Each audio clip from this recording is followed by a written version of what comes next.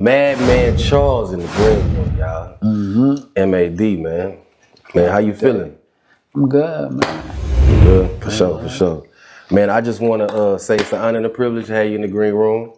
This is your third time coming to the Green Room, and it's always a pleasure, you know? Yeah, buddy. I always know you're going to talk that shit, man. Man, what you got going right now? Let me get a quick play-by-play of what's current with you before we just get into what I got. Well, I got the Mad Talk album. It's in the works right now. It's pretty much done. I'm just working on got the engineer working on the volume and shit. But I just did a feature in the Pussy Shack movie, and and I just dropped that Get to You video. It's going crazy right now. Pussy Shack, I seen some advertisements for that. I'm forgetting who's in that. It's like a Houston movie? Yeah, like Jeff Shelley, Right. Stoney, Tamerlan, me, some hot people. Yeah, for sure. Pretty hot people. It's kind of like a hood movie comedy kind of shit. That sound like, from what I seen, that seems like it's gonna be hard. Yeah. And you gonna be in there? I'm already in it, yeah. Yeah. Man, listen, you probably ain't gonna remember this. You're gonna trip out when I tell you this. If you go back to our first interview 2 years ago, you was telling me about how Blue Hill Avenue was your favorite movie. Yeah. You know what I'm saying? I went back and watched that motherfucker. But I also, in that interview, I also told you, if you go back, that I felt like you had what it took to be an actor. You know what I'm saying? You had a certain type of persona, you know what I'm saying? Yeah. Yeah. So it's coming together. Coming into fruition, man. Nah, for sure, man.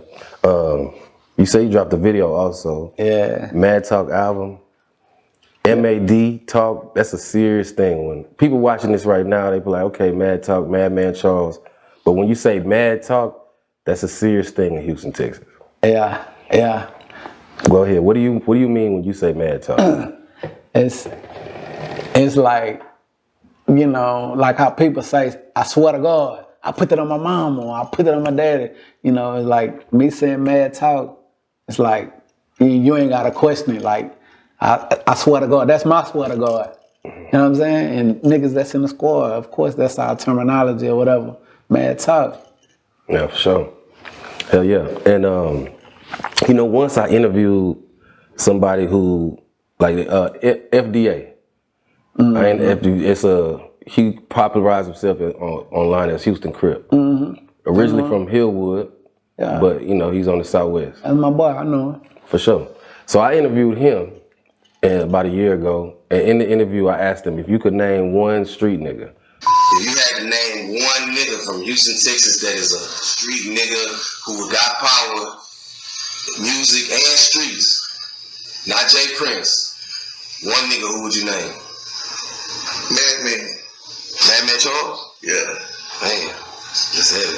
Madman, for sure, man. Madman, it's so many. But the nigga that I fuck with, the nigga that support me, bro, and I know the way that he was moving before, like I knew who he was before he was fucking with me, Madman. And he said, Madman Charles. Do you agree with this? I second that motion.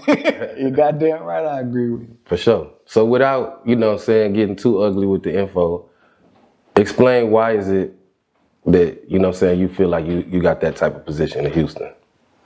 I worked for it. Shit. Of course, we did our dirt, we did our work. You know what I'm saying? Shit. And we did so much of it to where, like, people don't play with us. You know what I mean? It's like, if I ain't smiling, you shouldn't be smiling, nigga. You know what I mean? And like I say, shit, we put in a lot of work to gain that respect from the streets. M.A.D, Mad Click, or what is the official? You just M.A.D? Yeah, M.A.D. M.A.D. So that's just basically the click from like the ground up. Yeah. Explain to me how it came together though. Well, at first, it was just it was an initial thought first, you know what I mean? Because before I put a team together, I was actually working for somebody as far as the hustling shit. You know what I mean? And I was learning the ropes, working my way up. But of course, the nigga I was working for, I was smarter than him. You know, but you know, you let niggas feel like they smarter than you, whatever. How to say, play the fool, catch the fool, or whatever. So, but I still had a strain on me, you know, because my mom ain't know I was hustling. I'm like 11, 12, you know, but like, so I had to limit what I was doing. So then one day, like, we had a big ass card game at my mama's house or whatever, and like, she found like one of my backpacks full of money. And, you know, she was like, "Who you hustling for?" And at that time, like, I was like breaking the barrier away from my old boy, you know, and I was like, myself. And she was like, you know, if you're gonna do it big. So she pretty much gave me the range, and then like she got me a trap house. She got you a trap house? Yeah. Your mama got you a trap house? Yeah. Well, she didn't know she was giving me a trap house, but she got us house to stay in. Okay. So, you know, of course, you know, so like at that time, like I was still like shooting up people's shit, you know, fighting real tough, but like I pulled away from it. And like everybody was asking my brother and shit where I was at, you know, so my brother like, man, Charles ain't worried about none of this dumb ass shit. He hustling, you know. So before you know it, you know, one nigga come over there, he stay. Two niggas come over there, he stay. They loving the environment. Three niggas come over there, they stay. And before you know it, shit, we got 4, 5 niggas in the house. Me, Turn, Steven, Trouble, you know what I mean, Ben. And, you know, for I know it, like, we all centering ourselves around this hustling shit. And, you know, we was on this bloody shit real tough too then. So, you know, everywhere you go, you know, we repping this blood shit. Everybody draped out in red. So it's like, it's a center of attention. Everybody want to be a part of it now, you know. And then Sunnyside is family oriented. So of course we pulling niggas in from the family.